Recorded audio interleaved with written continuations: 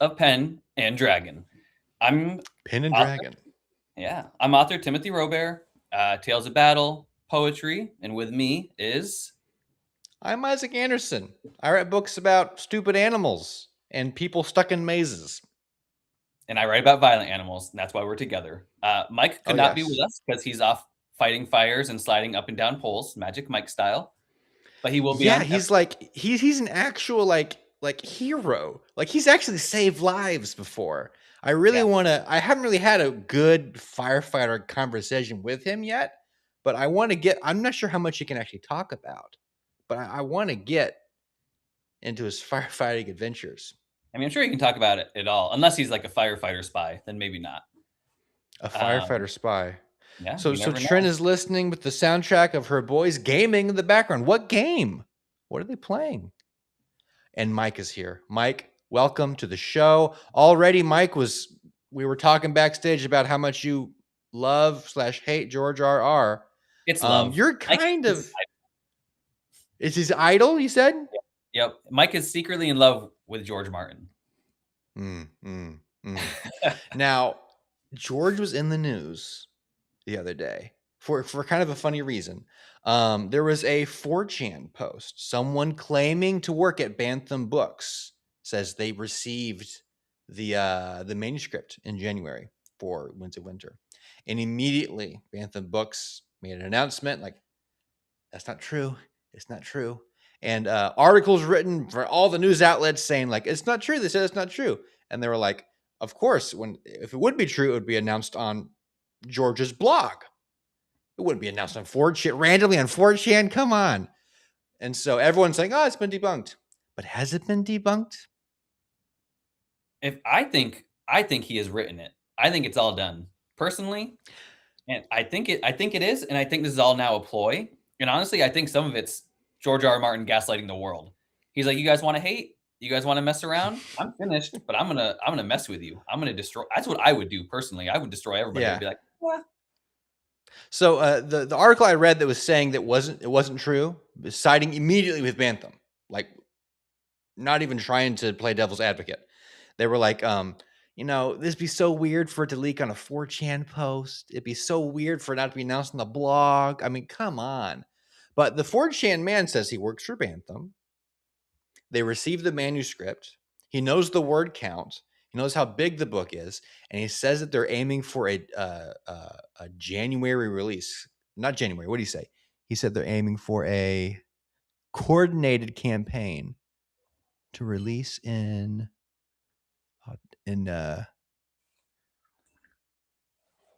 I just got to be quiet and read this thing again. I guess they want it. Yeah, late 2025. They want to release it. Well, isn't it 2026 right now? yep." Last I checked, I don't know. See, maybe they're pulling. Maybe Why this did it is say falling for their game. 2025? You know what? This is just a random 4chan post. This guy don't know nothing. But I do think if it's not done, I think it's a year away. I think it's done. I think it's probably in its final round. And I really think they're just messing with everybody. I think they're getting the hype up. And I think if I was George R. R. Martin after everything, after the whole Brandon Sanderson post, after the whole Comic Con thing, after all of that, no, I had to wear the dragons, Trinity. I had to wear it for the show and for George R. R. Martin. It's a whole dragon base happening right now. Now there was a massage happening before the show began, but There was a mental massage.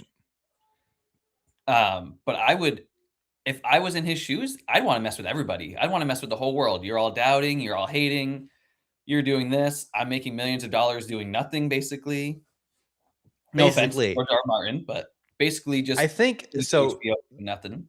I haven't watched all of the HBO show. I've seen the first season of not Breaking Bad. What's it called? Game of Thrones. Oh I've my seen the god. first season of the people in the Middle Ages making meth. Um, but eh, What do you I mean? read the first book.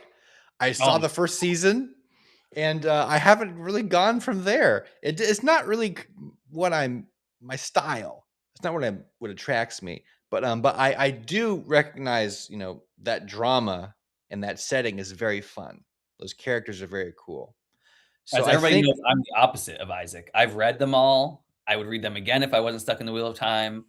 I have watched the show 3 times through. I have all the banners, Wow. I have the action figures. I just bought the special edition books. I'm obviously a huge Game of Thrones nerd, and George R. R. Martin is actually my idol. So, There you if I go. got a chance to stroke his beard, that sounds weird, but or whatever, I would do it. And you, sir. Yeah, yeah. I got other things to do. I gotta read freaking what did I read? I'm reading freaking Dragonbone's Chair. At least trying to. I've bounced off that book 3 times. I'm gonna finally read it this time. But so you are familiar with the Game of Thrones situation. Like Oh, yeah, I'm what happened? The last season apparently was like astronomically terrible. Why was it okay. so bad? If you compare the last season to other finales, it's not really that bad. If you compare the final season to the books and to what the show had progressed as, it's bad. That's where it gets kind of convoluted. You look at the new season of Stranger Things. Ah, Absolutely terrible final season, terrible finale, terrible everything. So, if you Mike, you're supposed to be fighting fires, not in here in the chat. What are you doing? Um, Mike, we were just saying backstage how amazing you were and how scary you'd be in a fight. he's on the pole with his laptop right now. He must be. He must be, yeah. But so the finale, obviously everybody knows what happened. The dudes, the writers got a big check going forward. They wanted to get rid of it. They wanted to do it. They didn't do good fan service, which Disney is also, a huge issue of is the fans want something and these people are Yeah. saying, "Nope, not going to give you that." They rushed. So you have this show, the most watched show of all time, especially around the world, arguably one of the greatest shows ever, building on this hype, setting. I don't want to ruin it for you, but it's already out, so too bad. I said It's fine. it's meant to I die. mean, the cripple kid becomes king, right? Everyone was Yeah, mad at which is a that. cop out, which is a huge cop out, terrible cop out. You have one of the best character arcs in all of fiction, in my opinion, but the best one in Game of Thrones gets ruined. Jaime Lannister. You have this kind of snotty, not black and white character. He's wishy washy, and you see him grow, and you Hmm. see him grow so much that you're rooting for him. And you're like, yeah, this man has changed. He's actually like kind of a hero. And then you just make him run back, screw his character arc, done. Terrible writing. You have you build up all of your seasons based on the fact that you're going to have Jon Snow versus the Night King. You build up 8 seasons of it's going to be Jon Snow versus 7 seasons of Jon Snow versus the Night King. You're going to see this crazy duel. Never happens. They stare at each other across the field. Jon runs away, and you have like a 13-year-old girl kill him. She's like 18 in the show or whatever. But either way, you have the little girl kill him. Jon and him don't even fight. So not only do you build up this huge climax and never give it to us, you have this like really quick paced cop out that's just totally unworthy almost. I think Uh, I know why that happens, especially in kind of modern Hollywood writing. I think there's this fear, especially in serialized stuff, of the audience guessing the ending. but sometimes it's okay to have an audience guess it, I think. Yes, Sometimes I am. what I you want I is am what you firmly in that camp. But for some okay. reason, I think people are very adverse to that concept of, oh no, they guessed it. They know what's going to happen. We gotta do something unexpected. So they try to do something unexpected, and they do something unexpected, but also subverts it subverts expectations, but it does not exceed expectations. That's true. You got to do both. Yeah, if you're gonna go away from what people expect, then you gotta crush it. There's no option to not crush it, right? If people expect Yeah, this, that's what they want, that's what they're looking forward to. You don't deliver that, you either have to like extra deliver or you gotta just give them what they want. yeah. There's not really much room in between there if you think about it. I mean, not to go back to Stranger Things, but everybody had this thing that they were expecting. Didn't hit for most people from what I've seen. You look at something No. like Supernatural, the final season actually really tied it home. Was it perfect? No, but the ending and how it really went through it, really good. And I feel like Game of Thrones just had so much hype to let it fall off that way, made people view it more. It's not as bad as people view it, and I view it pretty badly as a fan. It's if you separate it, it's not that bad. But if you weigh Hmm. it against its other seasons, then it's not good. Yeah, If you weigh it yeah. against the writing, it's not good. So it's kind of a I don't know, kind of a double-edged sword with that. And I agree with you. I think Yeah. maybe they were like, "Oh, people want to see this. Let's," because we live in a world of plot twists now. We're writers. We know this. People love a good plot twist. The problem is if you do too many plot twists, or if your plot twist is flat and totally sucks, then it's not a plot twist. It just sucks. Yeah. It's a disappointing surprise, which Right. I think everyone understands this is why it's taken him so long to write this book. Well, I think He's he. dealing with this, oh, they didn't like that surprise, and I don't want to do what everyone expects because I'm a very smart writer person. So he's trying to surprise everybody and exceeds expectations. And I think that's why he's really just taking his time to get that done. Well, I think this. I And think the show if did screw him up like that. I think you're. I think you're on the right track, but I think the show screwed him up. I think hearing mm, everybody's thoughts. I think him being Daenerys, and he was like, "She's not the hero," and everybody's like, "No, she's the best," and he was like, "No, she's not the hero." And I think from our standpoint, at least from mine as a writer, if you're watching what you've written, but you haven't ended what you've written, and you're watching people take it and alter it, and then you're listening to fans and how they view it, it's got to mess with you. It's got to make you wonder what you're writing, what your story is, and it's got to almost make you forget your story, right? Because yeah, you have like this total way off basis show, not way off, but it changes a lot. And then you have all these fans, and you're faced with everything else, and then you have your own projects, other projects that you're working on. It's got to be, I don't know, I can't imagine. I have like 16 sales this month. Game of Thrones, the A Song of Ice and Fire book 1 has 2 million reviews. So it's like it's got to mess with you as a writer, right? I mean, imagine you yeah. have your whole series out and you're watching a show and you're not finished your books. It's got to do something to you. That has to be a different kind of stress. But then again, he's also swimming in money. So his stress is to be different from my stress. My stress is like, oh man, I really hope that, people find this book and buy it and like it. Hope I can His sell my worry is, I hope this TV show doesn't paint me in a weird corner. Um, so Mike said something. He said he definitely thinks that the show's ending was George's ending, and he panicked and everyone hated it. Here's what I think. I think it may have been his ending, but he gave the writers of the show just his bullet points of what happens. And the writers took those bullet points and interpreted them in the worst, most lazy, boring way possible. Because I bet you can take those same things that happened in the finale, do them slightly different, and have them be very interesting and cool. See, I don't think he even got that far because I remember early on season 3 or whatever, he was like, "They're not listening to me. The writers aren't listening to anything I want, anything I say." They had all that. They had that little Ooh. bit of drama or whatever. And I don't think, based on the books at least, based on the books, there's other storylines that aren't in the show specifically. But the book is too dark with these too many storylines and characters, I think, for it to be cut up that clean. There's basically a prophecy that says that Jamie could.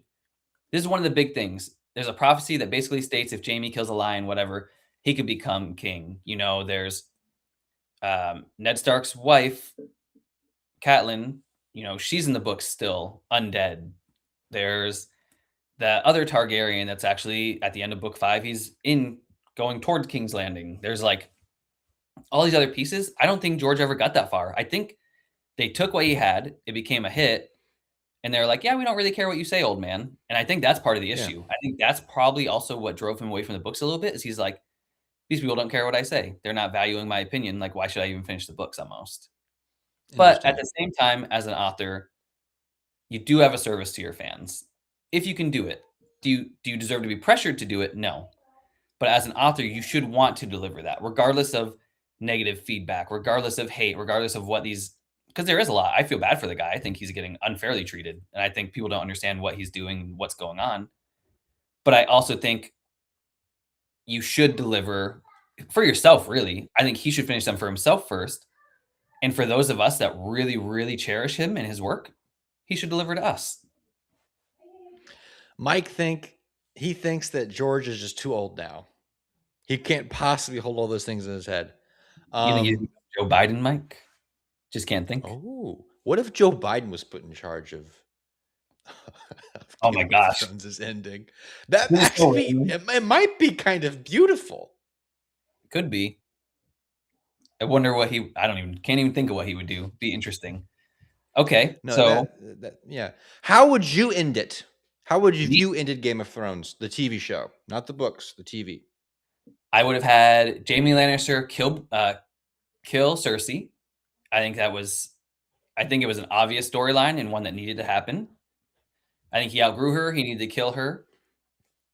I think the Hound in the mountain battle could have been handled a little bit better. And I think there should have been an entire episode, and some people would have hated this, an entire episode of politics before a king was anointed. I think Oh there yeah, should have been a whole election process, a whole lot of great rhetoric, a whole lot of really good banter from these houses that have this long-lasting rivalries of who should be and why they should be. I think they really missed an opportunity of a really powerful hour and a half episode of electoral process and how it would work with all of these people that we've been watching for seasons that have survived because so many have died. And I also yeah. would have killed Daenerys. So Daenerys is the one thing they got right that I would have done. I would have also killed her personally. Not personally, I wouldn't have killed her, but I would have had John kill her. Okay. But Now, I think they miss out on a from political. from someone who's only seen the first season, read the first book, here is what I would want to do. This is kind of how, okay, I have certain ideas for how I would do dragons in fantasy. And one of the things that I think is very interesting about Game of Thrones is dragons are gone, but they're starting to come back. So I'm sure there's a reason that's explained why they're all gone. I would want to explore them coming back is like a shock to the natural world. Like it doesn't work anymore. Dragons. There's something wrong with the air. There's something wrong with the land. So these dragons are big and scary, but they're not working correctly. Like they're like there's some weird dragon sickness, there's some weird disease that they're spreading. I would have some kind of strangeness with the dragons. Them not they shouldn't be anymore. That's what I would explore. That does kind of happen. So before the current Game of Thrones show, before Song of Ice and Fire, the dragons get smaller, they get weirder, they kind of almost become a little bit deformed, they become different. Then Hmm. when these dragons come back, it's less of the physical struggle and more of the elemental struggle of the world. It's more of the struggle with how does the world now re-embrace dragons? Do they re-embrace dragons? Dragons are scary. How do the dragons function in this world? It's Yeah. that is actually something the show does really well, is you can kind of see those struggles. You know, they're off taking sheep from farmers. They're doing all this different stuff that's causing the world to struggle. That's causing Daenerys to struggle. You know, she loves the dragons. She locks two of them away. One gets away, but she locks two of them in a cavern because she can't control them. Hmm. So they do that, but in a different way. So should we move on to our second topic? But first, Rose do we says that George has a team of people secretly writing for him. If I was George, if I was George and I had this Game of Thrones thing, I would definitely have a bunch of people writing little spin-off stories. I would bring my little team of writers like, "Okay, you play with this era, you play with this era. You go forth." They would write another they would be ghostwriting, but I would let people play in my world, I don't see him especially doing if I that. get some royalties from it. I can't picture him doing that. I feel like first of all, his writing is really, really fantastic. Whether you like him or love him, his writing is great. Oh, yes, he has a very, very lovely uh, style of prose. He's Yeah, very nice to read. and his world is so dense, and he seems to me like a control freak. Not a super, like, anal crazy control freak, but by like, someone that especially now watching the show and hearing all the feedback, I can't imagine him having other people write it, Mhm, personally. mhm. I can only imagine him being like, Well, "No, people have screwed it up enough, I'm doing it." I am to explain Trinity's question. I It's a factual statement. Which part? Now, Vice versa. different dragon in media. In the third unnecessary Hobbit movie, the dragon dies at the very beginning. What I thought they were going to do was have that dragon take the entire movie to die. So he's wounded at the very beginning, And for the rest of the movie, you have this furious, angry, dying dragon just trying to kill everything and cause trouble everywhere. I thought that's what they were going to do, but no, they just killed him. And I kind of would have liked I that, thought honestly. that would have been amazing. That's another thing I'd like to do with a dragon. Have a dying dragon. And how what does that do? What is a dying dragon like? It doesn't just fall over because it's a freaking dragon. I think Well, it takes a while and it gets even more dangerous. right. A chicken doesn't even fall over. So speaking of dragons, let's go on to the current dragon, which is D2D and all of their shenanigans. Let's move on to something we're Yes. all thinking about. Let's I mean everybody here probably knows, but let's talk about it anyways. D2D has now said, "We like the rich, but we hate the poor." Just like a really good capitalist company. Draft to digital.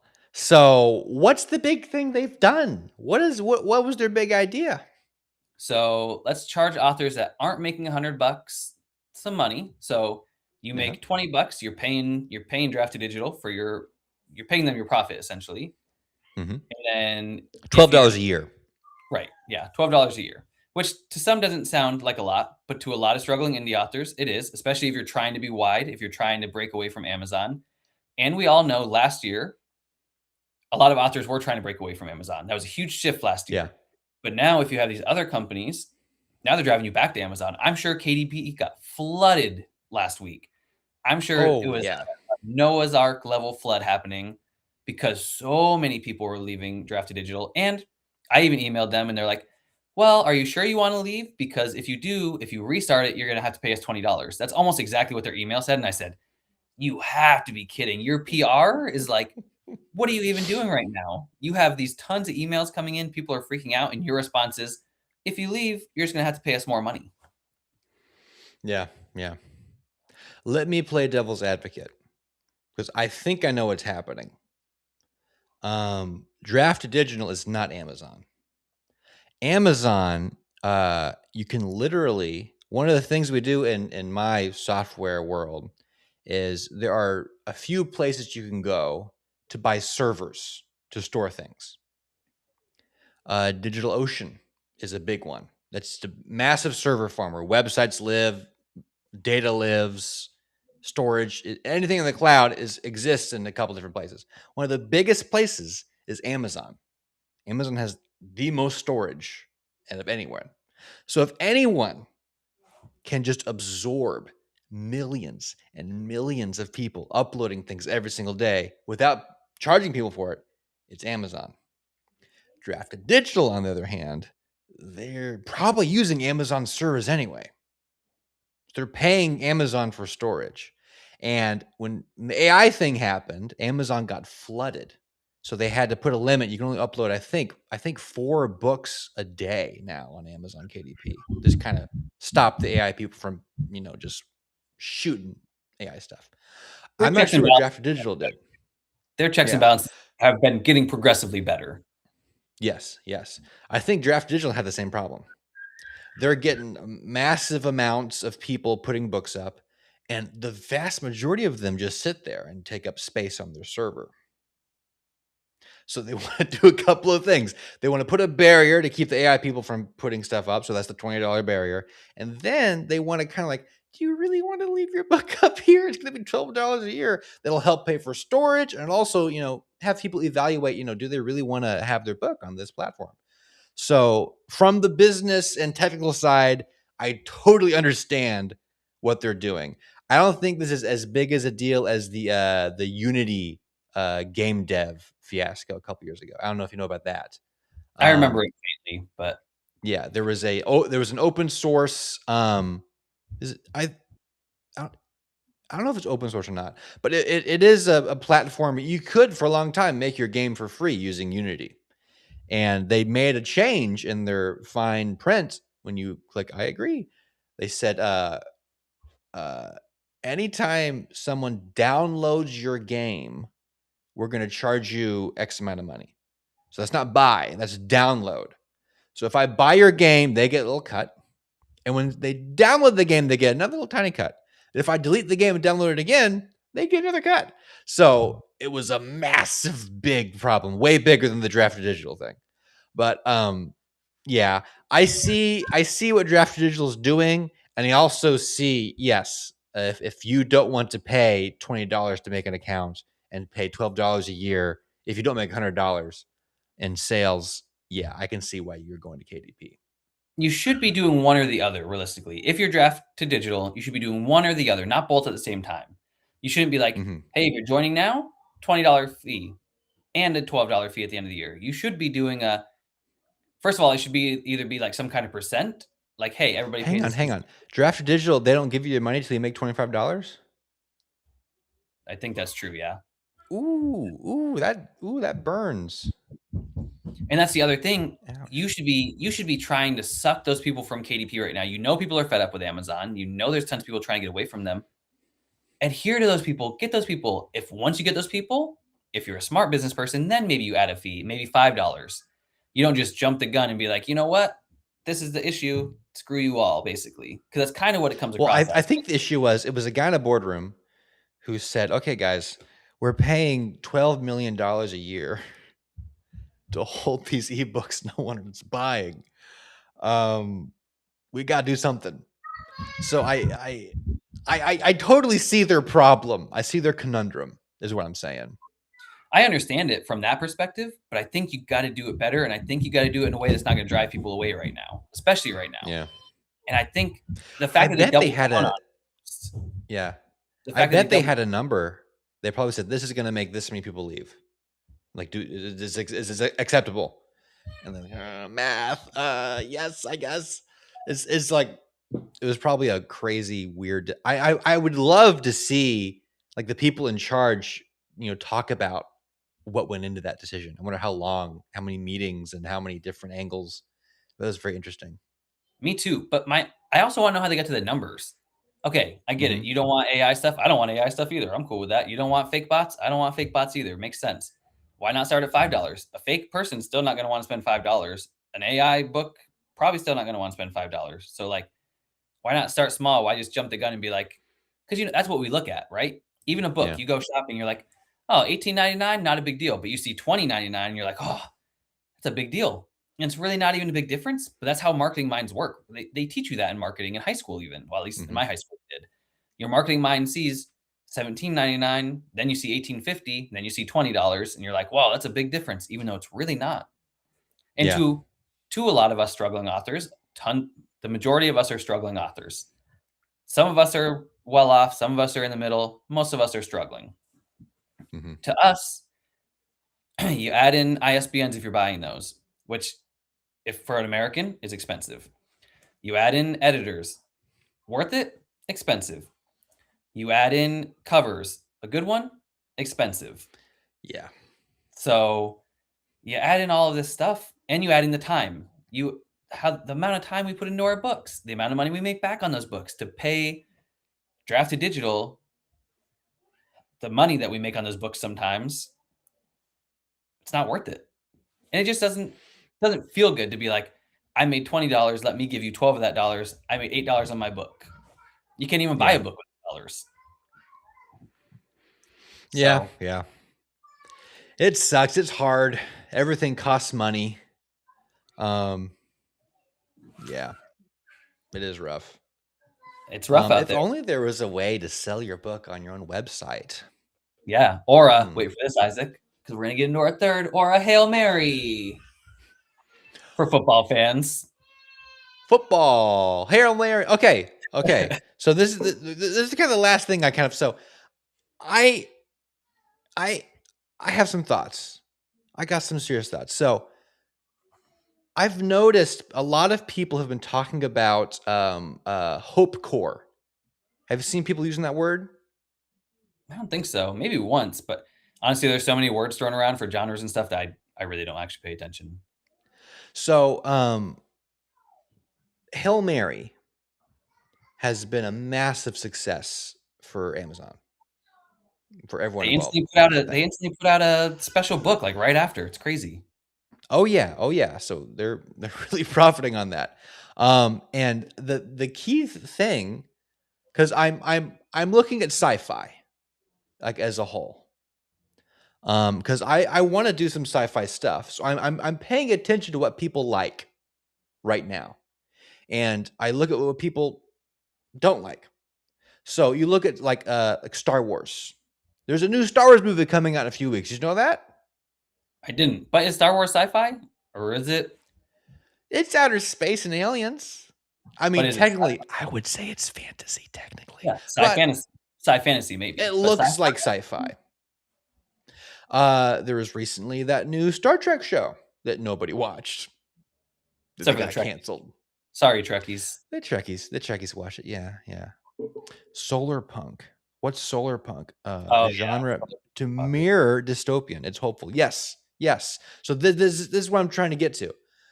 Hail Mary, I think, works so well. What people didn't resonate that it was a smart sci-fi. People didn't resonate saying it was exciting. People didn't. It was a good story. The good story, good characters. It was fun. But the main thing I keep hearing is how hopeful it was, how good it made people feel, and that's not what I've always like attributed to sci-fi. If you know what I No, mean. usually it's It the feels like opposite. for the past 20 years, sci-fi is like, the corporations are doing things they shouldn't. It's not usually those sunshine and rainbows genre, but I'm Yeah, wondering if like that's what people are starting to really want, at least in the movie viewing world. I'm not books the too. book people, they like their grim darks, they like their They Games of do, but it's Thrones. changing. It is right now. We live in a dark, dark, dark time to a lot of people. We're flooded with all the darkness in media. So there actually is a trend where people are right now. Grimdark is still huge. People love it, but a lot of people Hmm. are going toward more hopeful things because sometimes you need that with the flood of everything going on, with all the issues that we're having. Some people want hope, and I think it gets to a point. Everything's in equilibrium, right?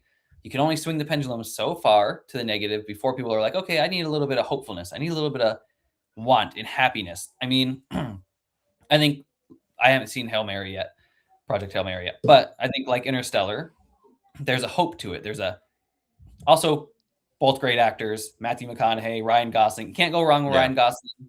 Got a beautiful face. He's got a beautiful everything. He's great. Um, would love for you to be on the show, Ryan Gosling, if you ever watch. Oh, he'll be on the show. I was watching Goosebumps, like the old 90s Goosebumps the other night with my little brother, and he's 10. He's obsessed with this old Goosebumps show. And we were watching it, and this little kid is, a monster of the week with a kid, basically. I was like, that kid looks very familiar. And I looked at it was freaking Ryan Gosling as a baby in Goosebumps. That's pretty crazy. And now But I okay, could it was so funny because it was just a little Ryan Gosling making all the same faces, saying all the same things, and it was funny. It was cool. but here's the thing about I think where we're going with hope. Look at you. You mentioned Star Wars. Look at the Star Wars movies. Pretty negative. Not a lot of hope. Little glimmers of hope. Not a lot. You look at the Mandalorian. It's full of hope and beauty, and people really, really went to that. I think Yeah. the Mandalorian, what the Mandalorian represented, how he represented. I think people really went with that, and I think because we mentioned Star Trek as well, I think Star Trek has a lot of hope in it. I think there's a lot of faith and hope in the Star Trek world. Yeah. And you look at Especially Dune, classic Star Trek. Classic Star Trek just felt so nice. right? It was just it was pleasant. And you look Modern at Trek, I've Dune. only seen a little bit of it, and it kind of went like when Batman went dark with The Dark Knight and Christopher Nolan. It kind of feels like everyone was like, "Ooh, that's cool." So Star Trek kind of went down that route. Um, Star Wars went down that route a little bit. The new movies are a little bit darker. Everything kind of went a little bit darker. It kind of became not as cool to be, hopeful and fun. I think it's where Stranger Unless Things you're, went wrong too. I think Stranger Things tried to be really dark in that last season. I think they thought that people were moving toward that, and I think it worked against them. yeah, yeah, And I think there's I don't know, maybe Project Hail Mary is a real Hail Mary in the sci-fi universe. You have it put up against something like Dune. Very different movies, obviously, but oh Dune yeah, and then yeah, Dune is heavily. just like Dune is like so. Hail Mary is like mac and cheese, really good and warm and filling. Dune is going to be like a freaking like like a Stale steak, Dorito. Oh yeah, steak okay. with like a sophisticated meal. Like, oh, we're gonna sit down, we're gonna talk about this meal afterwards. Uh, yeah. So I don't know. So I there's definitely room for both, but Oh I sure, think of course. there is definitely an overabundance of one of them. And the thing is, if you can capitalize on that, there's always room for both. First of all, it's whether you have that perfect balance to strike in there. There's always room Yeah. for the depressing and the optimistic, the pessimistic. There's always that room. And if you can kind of counterweigh each other, if you can shoot something like Project Hail Mary out there between Dune 2 and 3 and let people be like, "Oh, I want to get down. I need something to lift me up," right? That's what happens. You Hmm. go to the gym, you work out, you're tired, you're like, ah, now I need something to get my energy up. Give me a snack. Same thing with movies or books. So, in the sake of time, do you have anything else to say about Project Hail Mary? Because I think our Just subject, that I really liked it. It's yeah, very okay, fun. well, I think the last thing I'll say, kind of on this subject, is I'm a little bit afraid this is gonna it's gonna lead into a lot of people misunderstanding how to do it. You know, that because always Hail happens. Mary, I think, works. It works because the story is set up to be that hopeful, uplifting thing. I feel like people are going to take a lot of stories like, okay, now I need a little bit of, I guess, hope core. And what is hope core? And AI tells me what hope core is. Oh, I need this, this, this. So we might get some really cheesy stuff in the future that kind of just feels like it's a little bit, out of touch. That always happens with the hype train. Grimdark, same thing. Now I got to kill everybody. Then you have people killing their Yeah. whole cast, and you have it just happening, and it doesn't have any impact. You have Hmm. people Hmm. being miserable, but the misery is not something you can compare with because it's just blatant misery. So that always happens. But without much more, we have someone backstage to take the place of Mike for the end. We have a We special do. friend, and because because Mike disappeared, we figured, anyone could replace Mike. So we figured we would get just a fruit. We would get a fruit in a paper hand. Okay, so everybody, this is Juicy. Juicy loves us. Clearly loves us. Um, Juicy's a writer. Juicy has and, written Once and Immortal. a fantastic writer for the record. Sunslayer, out of this world. If you haven't read it, I was fortunate enough to get a copy and read it. It is incredible. It's like as far as pros go, and I'm not a big pros guy. I'm not like, oh, this prose has to be this or has to be this. Yeah. Pros are like really spot on. The character depth is spot on. I'm gonna sound like a smut person almost. No offense to smut people. They all say book boyfriends. I've never had a book girlfriend, but Sunslayer did fall in love with one of the female characters. So well done, and I was like, oh, I could see her in person. So Hmm. anybody that hasn't read it, you should. There you and go. me and Isaac have a few questions for Juicy. I'm gonna let Isaac go first because I have a repertoire with Juicy. So Isaac will read his questions. Juicy will show the answer, and I will read them off because oranges can't talk. So it only makes sense. Oranges Or cannot talk, so silent protagonist here. So I guess my first question is, what advice would you give to oranges just starting out writing?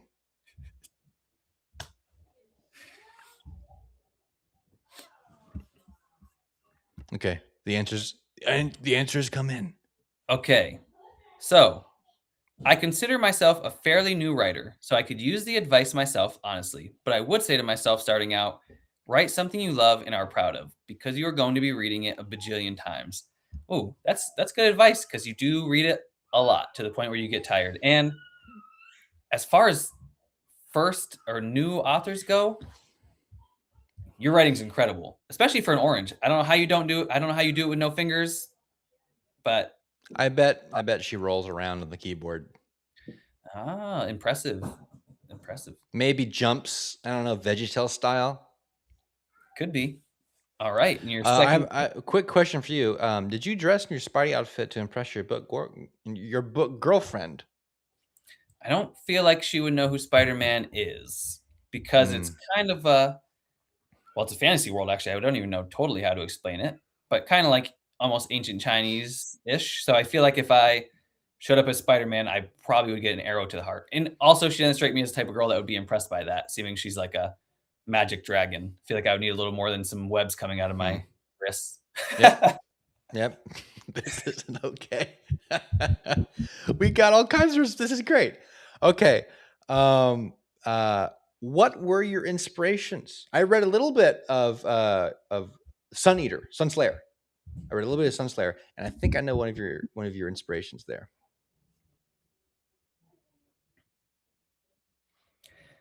My inspiration comes from a lot of places. Everything from other stories, history, to personal experiences, osmosis. Oh, Osmosis, like Osmosis Jones, that gross that's what I movie went to. with That was my mind. what's his name? Who's the famous man? Bill Murray. Oh, Man, that movie traumatized me as a child. You I probably watched don't it. want to talk about Osmosis Jones. It's called the membranes, cell membranes. Oh man, that movie. This the animation was fun, I guess. I just remember all the live action stuff that was just really, really gross. It was pretty Anyway, gross. so I love that this gross Bill Murray movie inspired your work. No, um, yeah. I mean, it's important to. I feel like for me, my inspirations. I think Jurassic Park was the biggest thing in my childhood. Like, period. I had nightmares I of was Jurassic. obsessed. I was obsessed with Jurassic Park. So everything I do kind of has that kind of thriller edge to it. There's something chasing you. Something wants to eat you. All right, Isaac. Question 3. My question 3, your question 3. Your question 3. Okay. What underrated books do you wish more people had eyes on?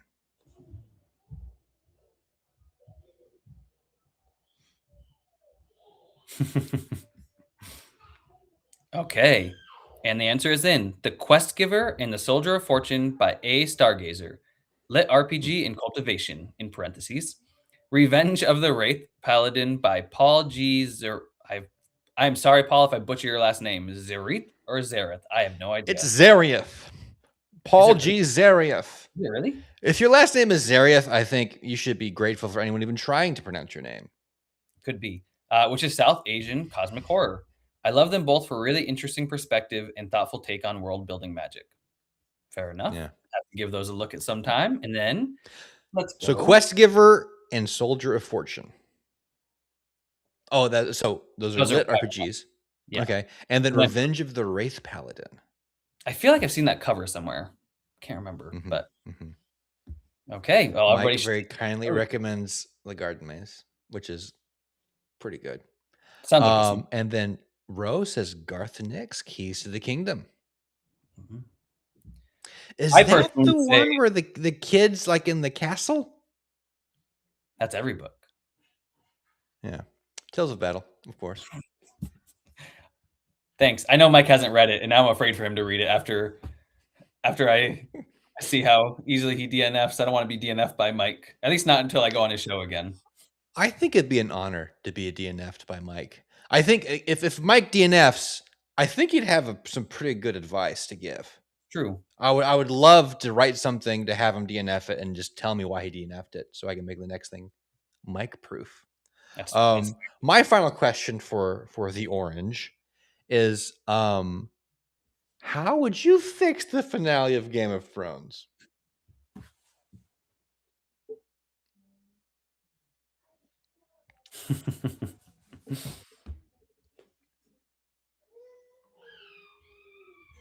and the answer is in. Just so everybody knows, the orange got these questions ahead of time because we know that oranges take a long time to type. No, the orange is very good at typing with the orange's mind. I actually wouldn't be ruin the magic. That's fair. I actually wouldn't be comfortable fixing it. I've always felt that writing is a deeply personal form of expression, so I support whatever version most closely aligns with Martin's vision. Ooh, That's a very, very kind position to take. that You're is. far kinder than me. Also, Juicy would like everybody to know that they borrowed a flesh puppet for today, which sounds very dirty, and I don't think our show is rated for that high of an audience, Juicy. I'm sorry. Flesh puppets. Ew. Okay. Oh, guess what? Mike has started Tales of Battle. That is terrifying. First of all, because I know Mike hates Game of Thrones. So I feel like he's going to hate Tales of Battle. Secondly, because as nice as Mike looks, he still scares me. And as everybody knows, me and Mike are total opposites. So if Mike even says hey, you got a 2.5 stars from me, I'm gonna take it as a badge of honor. Yeah. As long as Yes. as long as he's like, hey, I made it to the end. It sucked, but I made it to the end. I would take that as a badge of honor too. Oh yeah, yeah. To have something not suck that bad. Like I actually read the whole thing. That's pretty good. That's true. Okay, Like says Juicy. Now true. for my questions.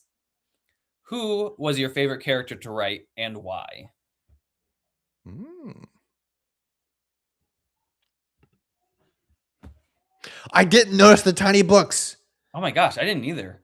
I'm just noticing the tiny books. Hang on. How do I make this thing bigger? Bloop. Everybody look. Oh, it barely made it bigger. Look at the tiny books, everyone. Little tiny books.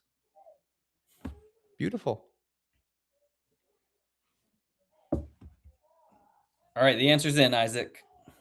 Okay, okay. You want me to read it? Yeah, you're reading it now. Okay. I'd have to go with Ewan. Fun fact, he was not the original protagonist of Sunslayer. Ewan was a fairly minor character when I made the switch from Soryu to him. That's happened to me before.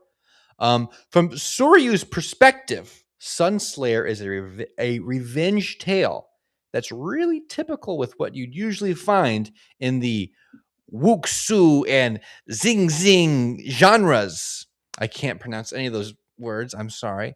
But that left me with an obvious question. What would his revenge mean for someone in Ewan's position? I realized I hadn't seen a story that explored that.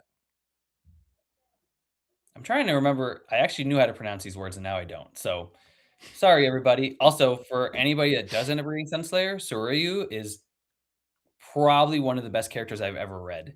His motives, Wow. character, the way he's written, it is just fantastic.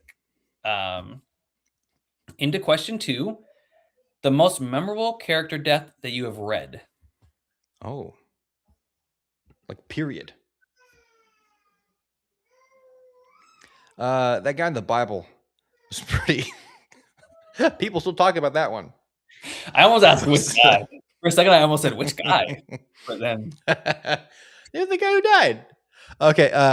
oh, good answers. The answer is Ned Stark and Boromir for completely different reasons. Ned Stark's death was definitely a moment which made me realize that I'd taken character safety for granted as a reader. Boromir's was more resonating with his struggle. Mhm. And the Mm. guy in the Bible can't count, according to the orange. I can The orange, Boromir the for orange sure has makes sense. spoken. Boromir for sure makes sense because it's a rough death and it's done so well because you have a Mhm. struggling character that so many of easily identifiable, right? Ned Stark is Yeah, what you hope to be. Ned Stark is the man that, as a man, I would love to be Ned Stark. Ned Stark is great. He's honorable. He does everything he has to do, except for live. Um, yeah.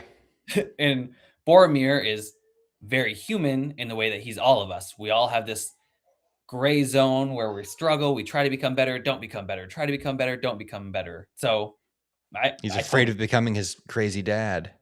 yeah. Well, who isn't? No I offense, guys. think the character death that stands out to me out of all fiction is Ian Malcolm's death in Jurassic Park because he's not dead in the sequel. Hmm, didn't even catch that. He For dies in me, the first book. Yeah. if I had to answer that, I think actually Ned Stark would probably be up there for a similar reason as I stated. But all right, question three, Juicy, what does it mean to slay the sun? That's a good question. And the answer is short. Short answer. The sun is a fairly universal symbol of the sovereign. Sunslayer is the in world title given to those who kill kings and emperors. Before the first sentence of Sunslayer, there's a line which tells you when the story begins. The 13th year in the reign of Farian's last emperor.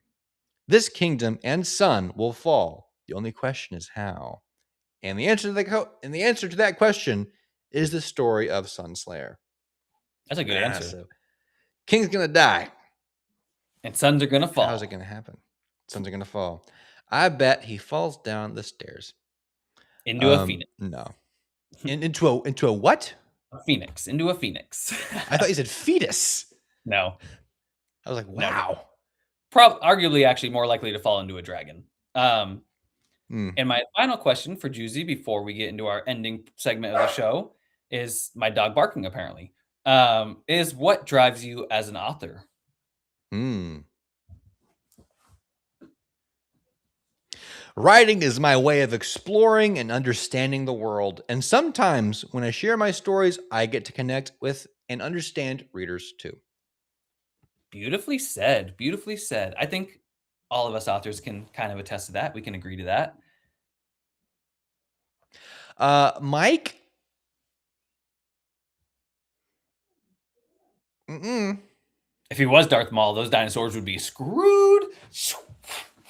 Dead dinos The sequel everywhere. to Jurassic Park is very different, but also very different. And I like it for being very different. And he says sunshine. Thank you, Oh. Mike, for the sunshine. All right. So, as we're trying to keep our show a little bit shorter than most, and we're not doing very well at it because me and Isaac talk way too much. Yeah, Um, yeah. that's why everybody loves us, though. We're just talkative. Each show, one of us is going to pick a book. This week, I'm going to do it. And my book is Poison Pest by Michael Weidbrook, indie author who I've actually had the pleasure of talking to. I noticed his cover. I looked into his world. This is the cover. So we're going to talk about the cover real quick. Juicy can also rate it if Juicy would like to, if the Orange would like to do a rating. Yes, Um, Juicy, type whatever you want, and we will answer for you. I believe that Jeff Brown did this cover. If I remember what Michael told me is right.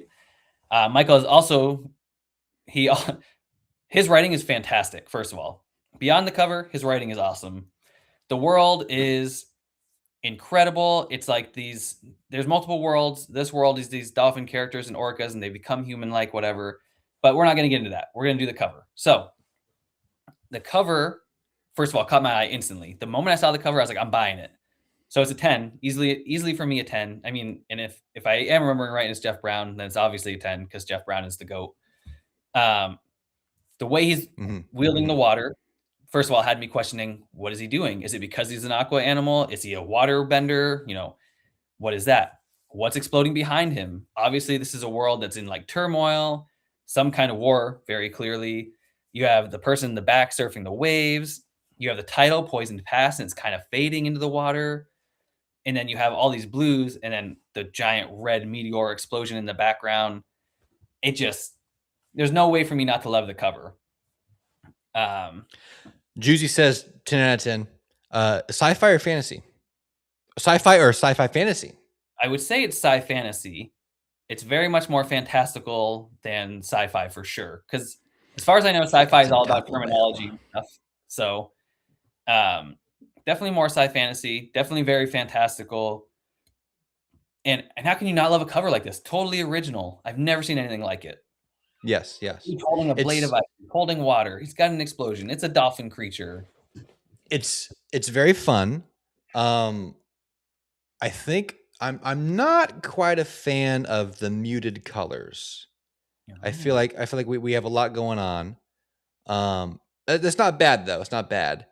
I like a little bit of what he's so this is a digital painting, and digital paintings are fantastic. They're wonderful, but I like my digital paintings to have a little bit of grit to them, to look like they were on actual canvas.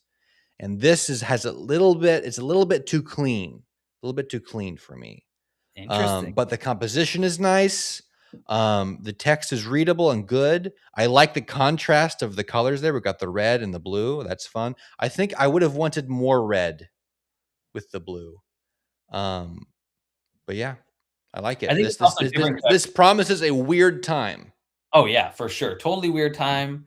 If you read the book, I think you'll like the cover more. Oh, that's a pretty good rating from Mike. Yeah, Seven and a yeah. half out of 10 is not bad for Mike. Mike's a hardcore dude. He's got a high desires, but overread the book. It's enough to make me turn over. And hey, that's really what a Yeah. cover should do, right? A cover doesn't necessarily make you the book. You have to I read don't the think I've book. ever seen a cover that made me want to instant buy. This was one. The covers make me stop and read the blurb, like Mike says. It'd be good to have with each book to have the blurb as well. Yeah, that could work too. I was mostly just trying to do well, the idea was just to judge a book by its cover because it's how we do, but I think Right. a blurb Yeah. does help. I mean, in this case, I've read the book, so I also know, and that makes the cover. So I loved the cover first. The blurb sounded cool. The world sounded cool. Reading the book and looking at the cover after you read the book, it's like it all makes sense, which also is what a cover should do. A cover should Gotcha. make you want to look at a book, make you want to read the blurb. When you read the Mhm. book, go to the cover and be like, the cover fits. To Yep. me, that makes It's it. definitely there's some kind of cosmic thing going on. Oh yeah, Um, and but from first blush, I don't know if this is an actual scene from the book or more of a metaphorical uh description of what happens. Because we have this guy in the middle who's very, very large, and we have kind of tiny guys behind him. I don't know if he's meant to be a giant or he's meant to be some kind of entity. Which I guess, I mean, I don't need to know everything about the book at first blush from your cover. But these are the first questions that I think of when I see the right. cover. It's actually almost, now that you say that, it's almost reverse Jeff Brown, because Jeff Brown so often has a little character and a huge backdrop. So it's actually almost like reverse in that way. Now that just because obviously we've been seeing a lot of Jeff Brown covers as indie authors everywhere, and all Mhm. of them are great. Jeff Brown, we love you. Keep doing awesome work. One day, if I win a scratch ticket, I will buy a cover. That's my goal as an indie author. Actually, is to have a Jeff Brown cover, and Oh, we can I make would that love happen. to wall. We could we could get that done. We could do a Kickstarter or something. Oh yeah. Okay. Juicy says also, Oh, does the cover attract slash repel the right people? that's I true. think I that's think this very cover does important. repel the right people. I think this cover will easily repel the right people. You look at it, you're either going to Mhm. be really intrigued or really like, I want nothing to do with that. If you're no nonsense, that you like, no, this book has too much nonsense in it. Right. We in some group we were talking about what do you call it when there's a warning before the book starts? What is that called? Prologue. Trigger warnings. Oh, Trigger warnings. They're talking about trigger warnings in books, and like they're like, is this? I think the cover should be your trigger warning. I agree for If sure. you have an incredibly dark story, you shouldn't have a pretty cover. I think your cover needs to be like, what's inside is kind of sticky. I think you do need that honesty with your cover. Otherwise, I think you could have a pretty and you could do the trigger warning inside, I guess, like if you want the pretty cover. But I think the people respond to being lied to. They see the cover as a promise and they go into it and they get something that wasn't what the cover promised and they get offended. That's true. So I think as long as the cover, I'm not saying that Poison Pass has any incredibly dark elements that should have been shown here in the cover, but I won't put that comment up.